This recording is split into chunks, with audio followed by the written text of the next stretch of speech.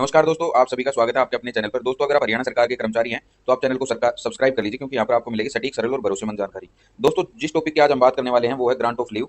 और ये Haryana civil service leave rule का चैप्टर नंबर 6 के अंतर्गत ग्रांट ऑफ लीव चैप्टर है, जिसके बारे में हम बात करेंगे। इसमें हम जानेंगे कि लीव की प्रक्रिया क्या होती है, किस प्रकार स्वीकृत होती है और कर्मचारी के क्या क्या अधिकार हैं। इन सब के बारे में आज हम बात करेंगे। दोस्तों, पहले भी मैंने कुछ वीडियोज बना रखे हैं लीव रूल्स के ऊपर, डिफरेंट टाइप के लीव के ऊपर, वो भी आप देख सकते हो। और लीव कैसे स्वीकृत होती है वो जानना है तो वीडियो के अंत तक जरूर बने रहें।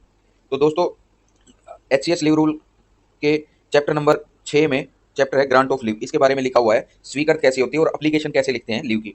तो रूल नंबर 22 जो है चैप्टर 6 का, वो बताता है कि हमें जो भी एप्लीकेशन है लीव की या एक्सटेंशन ऑफ लीव की एप्लीकेशन है वो प्रिस्क्राइब फॉर्मेट में देनी पड़ती है, जो फिर कंपिटेंट अथॉरिटी को अप्रूवल के लिए जाती है। और दूसरा है एक government employ on foreign service. जो फॉरेन सर्विस पे गवर्नमेंट एम्प्लॉय है वो अपनी लीव एप्लीकेशन है जो सबमिट करेगा, वो जिस ऑफिस में वो काम कर रहा है फॉरेन सर्विस में, उसके थ्रू वो अपने पेरेंट डिपार्टमेंट में एप्लीकेशन भेजेगा। और जो वो परफॉर्मा है वो भी मैं आपको दिखा देता हूँ। ये है एनेक्जर 1, जिसमें कि आपको लीव की एप्लीकेशन देनी पड़ती है। इसमें सबसे पहले आपको यहाँ पे आपका नाम डालना पड़ता है, पे स्केल, फिर डिपार्टमेंट का नाम, फिर जो भी आपकी कंसर्न ब्रांच है वो, डेट ऑफ बर्थ और date of retirement, kind of leave का मतलब है जिस जो लीव आप अप्लाई करना चाहते हो, जैसे अर्न लीव, कैजुअल लीव, जो भी लीव आप अप्लाई करते हो वो। और जो रूल अप्लाई होता है वो HCS लीव रूल्स 2016। फिर पीरियड लिखना पड़ता है जिस पीरियड के लिए आप अप्लाई कर रहे हो। फिर संडे या हॉलीडे कोई आ रहा है तो प्रीफिक्स और सफिक्स, इसके बारे में हम बात करेंगे बाद में। ये चैप्टर अलग है, HCS लीव रूल्स का कॉम्बिनेशन ऑफ हॉलीडेज वाला जो चैप्टर है उसमें हम बात करेंगे इसके बारे में। फिर लिखना पड़ता है पॉइंट नंबर 9 में purpose of leave. Purpose of leave का मतलब है जिस कारण से आप छुट्टी ले रहे हो वो। फिर इसके बाद अगर आपने पहले कोई छुट्टी लिया उसका ब्यौरा देना पड़ता है, यहाँ लिखना पड़ता है कौन सी लीव ली थी, किस पीरियड के दौरान ली थी। फिर सबसे जरूरी चीज है, आपको छुट्टी के दौरान अपना एड्रेस, कॉन्टैक्ट नंबर, जो भी आपका छुट्टी के दौरान रहेगा वो यहाँ पे लिखना पड़ता है लास्ट के कॉलम में। फिर यहाँ पे सिग्नेचर होते हैं विद डेट। फिर यहाँ पे जो आपका ऑफिस इंचार्ज होता है वो आपका रिकमेंडेशन करता है कि भाई हाँ अप्रूव हो सकती है, ये रिकमेंडेशन होती है, यहाँ पे साइन होते हैं। फिर इसके बाद जो ऑफिसर इंचार्ज होता है जिसने आपकी लीव सैंक्शन करनी है उसके सिग्नेचर यहाँ पे होते हैं, उसकी डेजिग्नेशन आ जाती है यहाँ पे। फिर उसके बाद ये जो परफॉर्मा है ये आपका है ऑफिस यूज के लिए, ये आपके काम का नहीं है। सिर्फ इतना पोर्शन जो एनेक्जर 1 का है ये कर्मचारी के काम का है। इसके बाद रूल नंबर आता है 23, हु कैन बी ग्रांटेड। मतलब एक इसमें क्या लिख रखा है रूल नंबर 23 में, सीधे हम ये बात करते हैं कि मान लो एक ऑफिस में बहुत सारे कर्मचारियों ने एक साथ सेम एस्टेब्लिशमेंट में कार्य कर रहे हैं और उन्होंने छुट्टी अप्लाई कर दी। तो उनकी छुट्टी कैसे अप्रूव होगी, कैसे डिसीजन लिया जाए कि उनकी सभी कर्मचारियों को एक साथ, तो पब्लिक उस इंटरेस्ट में जो सर्विस दे रहे हैं उसमें छुट्टी सभी को एक साथ ग्रांट नहीं हो सकती। उस केस में कैसे किसी कर्मचारी की छुट्टी ग्रांट होगी। तो पॉइंट नंबर ए लिख रखा है इसमें, जो कर्मचारी इस इजीली स्पेयर्ड हो जाए, मतलब उसका उसके बगैर इजीली काम चल सकता है, जिस कर्मचारी के बगैर, उसको प्रेफरेंस दी जाएगी। बी नंबर पे है कि कर्मचारी की कितनी छुट्टियां बाकी हैं। तीसरे नंबर पे जो वो लास्ट लीव से आया उससे और अब तक उसके करेक्टर ऑफ सर्विस कैसी है, मतलब उसकी सर्विस कैसी रही है उस दौरान।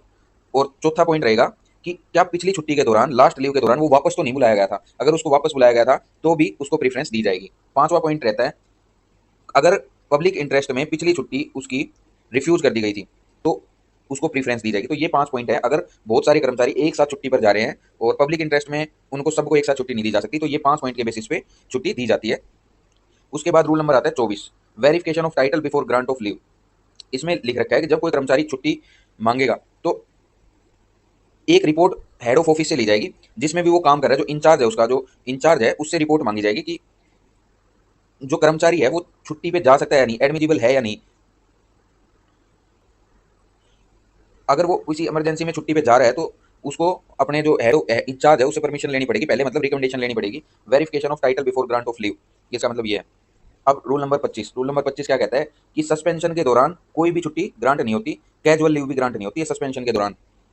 If he wants to absent from the headquarter, he will have to apply for station leave only for the period of absence। मतलब अगर सस्पेंशन के दौरान कर्मचारी छुट्टी लेना चाहता है, एब्सेंट रहना चाहता है, तो उसको स्टेशन लीव अप्लाई करनी पड़ेगी। और उसको ये चीज भी ध्यान रखने योग्य बात है कि उसको कोई भी छुट्टी ग्रांट नहीं हो सकती, कैजुअल लीव भी नहीं, लेकिन उसको स्टेशन लीव जरूर अप्लाई करनी पड़ेगी। अब इसमें ये दो नोट दे रखे हैं। पहले नोट में क्या कह रहा है कि अगर मेडिकल ट्रीटमेंट पे जाता है कोई कर्मचारी ड्यूरिंग सस्पेंशन तो उसको सब्सिस्टेंस अलाउंस तो मिलेगा उस पीरियड के लिए जो सस्पेंशन के दौरान मिलता है। लेकिन जब वो रीइंस्टेट होगा, मतलब सस्पेंशन हट जाएगा उसका, तो ये जो उसका कंपिटेंट अथॉरिटी है उस पर डिपेंड रहेगा कि वो ड्यूटी और नॉन ड्यूटी क्या, किस चीज में ट्रीट होता है उसका वो पीरियड।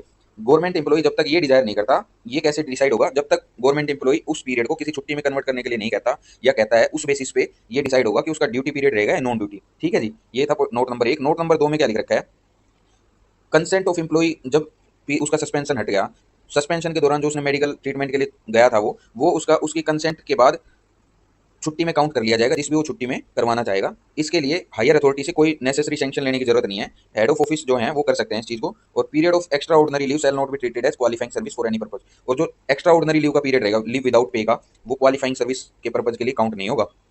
इसके बाद आता है रूल नंबर 26 चैप्टर नंबर 6 का, leave not to be granted in certain circumstances. मतलब कुछ ऐसे भी सर्कमस्टांसेस हैं जिनमें लीव ग्रांट नहीं होगी। वो कौन कौन से हैं? जैसे कंपेटेंट अथॉरिटी ने किसी को डिसमिस कर दिया हो, या रिमूव कर दिया हो, या कंपलसरी रिटायर कर दिया हो किसी गवर्नमेंट सर्विस से किसी कर्मचारी को, तो उसको किसी भी सर्कमस्टांस में छुट्टी नहीं मिलेगी।